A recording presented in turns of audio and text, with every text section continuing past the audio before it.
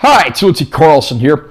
Amazon recently had a pretty big sale, including a get 3 for the price of 2 deal, so I picked up a few discs during that sale. One of the ones I got was the 4K release of The Last Unicorn, the classic animated film from the early 1980s. I'm going to unbox this release and I will share my opinions.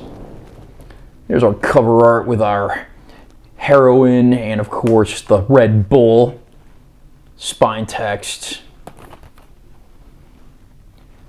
And this is a Shout Factory release.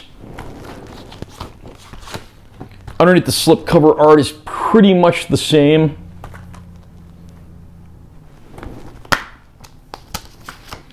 We have the film on 4K Ultra High Def and also a Blu-ray of the film, which also includes the bulk of the bonus features.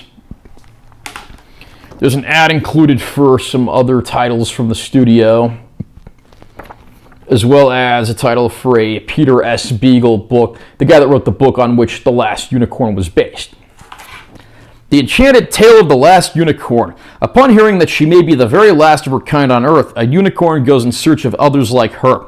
Her quest won't be easy, as it leads her straight to the evil King Haggard and his infamous Red Bull. But as the journey is made even more complicated when, to protect her from the envious wrath of Haggard, a spell is cast to turn the unicorn into the Lady Amalthea, a beautiful young human woman. But with this new body comes thoughts of feelings such as love for Haggard's son, Prince Lear. Will Amalthea get lost inside this new body? Will she meet the fate of the other unicorns? Or will she be able to defeat Haggard and his Red Bull with the help of her friends? From Arthur Rankin Jr. and Jules Bass comes a magical adventure with an all-star cast, including Mia Farrow, Jeff Bridges, Christopher Lee, Alan Arkin, Tammy Grimes, Angela Lansbury, Renee Auberjonis, and Robert Klein, and unforgettable songs from the rock band America. This was actually my first time seeing The Last Unicorn. I was aware of the movie primarily because I knew the band America had actually recorded songs for it.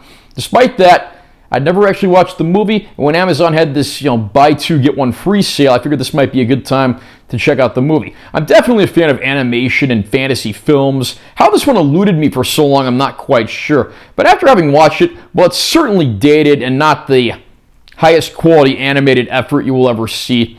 It's surprisingly well done. The title character, of course, is voiced by Mia Farrow, and seeing her go off on a journey of self-discovery is a great reason to tune in unto itself. And she, of course, crosses paths with all kinds of strange and eccentric characters, some good, some evil, and the journey takes her many places. There weren't really a whole lot of animated feature-length films coming out around this time, unless you count the ones from Disney. So it's really interesting to see like a non-Disney animated film feature-length from this era. It's very beautifully, hand-drawn and animated. I mean, sadly, we live in a day and age where hand-drawn animation is becoming something of a lost art with the advent of CG and everything. So movies like this are a great trip back in time. The settings, the animation, everything looks absolutely great. Again, very much a product of its era, but the voice acting is top-notch. The character designs are quite well done.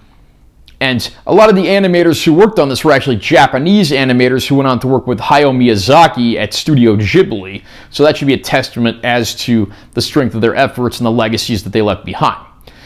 If you like, old school animated films and the like, The Last Unicorn is definitely worth checking out. And of course, the songs from America are always top-notch. Great rock band that I don't really think it's talked about enough, which is also true of this film.